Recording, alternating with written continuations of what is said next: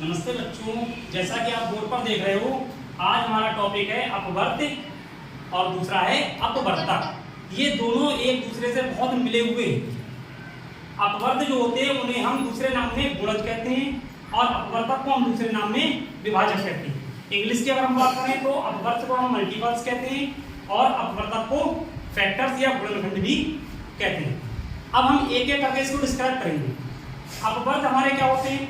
किसी संख्या के अपवर्त वे संख्याएं होती हैं जो उससे पूरी कट जाएं। किसी संख्या के अपवर्त वे संख्याएं होती हैं जो उससे पूरी कट जाएं। जैसे हमने यहाँ पे लिखा 2। अगर हमें 2 के अपवर्त चाहिए,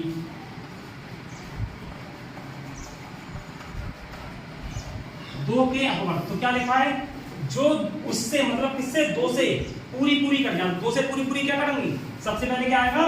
2, फिर 4, फिर 6, फिर 8, 10, 12, 14, 16, 18, 20, 22, 24, 26 ऐसे करके हमारी चलते रहे। क्या ये संख्याएं कभी समाप्त होंगी? कभी भी समाप्त नहीं होंगी।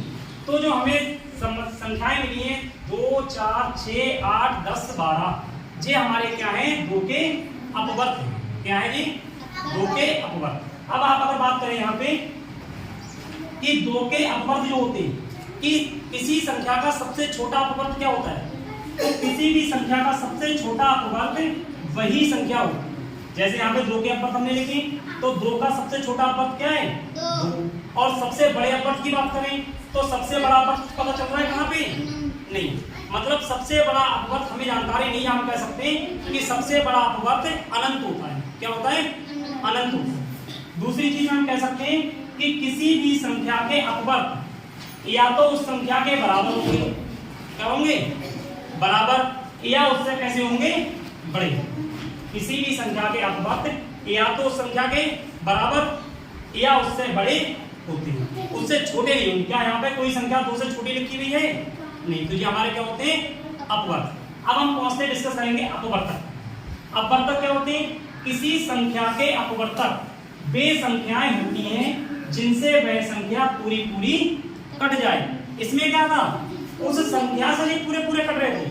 अब इसमें उनसे वह संख्या पूरी कटेगी। बस ये अंतर है। इसमें संख्या से अपवर्तक पूरे कट रहे हैं और इसमें अपवर्तक से संख्या पूरी कटेगी।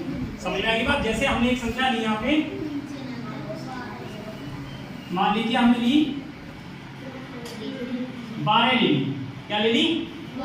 अब हमें उन संख्याओं को लेना है जिनसे 12 पूरी कट जाती है। 12 के अपवर्तक।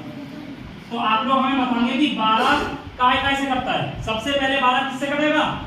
1 से, फिर 2 से, फिर 3 से, फिर 4 से, और 6 के पहाड़े में भी आता है और 12 के पहाड़े में भी आता है। 12 और किसी पहाड़े में आता है? नहीं। इसका मतलब क्या हुआ कि किसी भी संख्या के अपवर्तक जो हैं वो कैसी होंगे? निश्चित संख्या होगी। कैसी होगी? निश्चित संख्या। देखो हमें पता है कि इसके कितने 1, 2, 3, 4, 5, 6, 12 के कितने अपवर्तक हैं? 6 अपवर्तक हैं। इससे क्या ज्यादा बना सकते हो? नहीं बना सकते ना। तो 6 अपवर्तक मतलब, और अपवर्तक जब बात कर रहे थे क्या हमें इसकी गिनती पता है? 1, 2, 3, 4, 5, 6, 7, 8 आगे तक चलते आ रहे हैं। तो ये हमारे कैसे होते हैं? अनिश्चित सीमा में होते हैं। और अपवर्तक कैसे होते हैं? निश्चित सीमा। आवाज नहीं करेंगे। तो हमें क्या ध्यान रखना है कि अपवर्तक होते हैं निश्चित सीमा में और अपवर्तक होते हैं अनिश्चित सीमा में। दूसरी बात, किसी भी संख्या के अपवर्तक का जो सबसे बड़ा अपवर्तक होगा, किसी भी संख्या के जो अपवर्तक होंगे उनमें से जो सबसे बड़ा अपवर्तक होगा वह वही संख्या होगी। समझ में आ गई बात? किसी भी संख्या के सबसे बड़े अपवर्तक का मान अगर पूछा जाए तो क्या होगी? वही संख्या खुद होगी। और अगर सबसे छोटे अपवर्तक के बारे में पूछे तो ये क्या होगा? 1 होगा। समझ में आएगी? किसी भी संख्या का सबसे छोटा अपवर्तक क्या होता है? 1, और सबसे बड़ा अपवर्तक वही संख्या होगी। क्लियर? अब अगर हम बात करें कि किसी भी संख्या के जो अपवर्तक हैं, मतलब 12 के जो अपवर्तक हैं वो क्या होंगे? या तो 12 के बराबर है, मतलब 12 के अपवर्तक या तो 12 के बराबर या 12 से कैसे हैं छोटे, 12 से बड़े नहीं। मतलब हम कह सकते हैं किसी भी संख्या के अपवर्तक जो होंगे वो उस संख्या के या तो बराबर होंगे या उससे छोटे होंगे। तो अपवर्तक क्या होते हैं, उस संख्या के बराबर या उससे बड़े। धन्यवाद।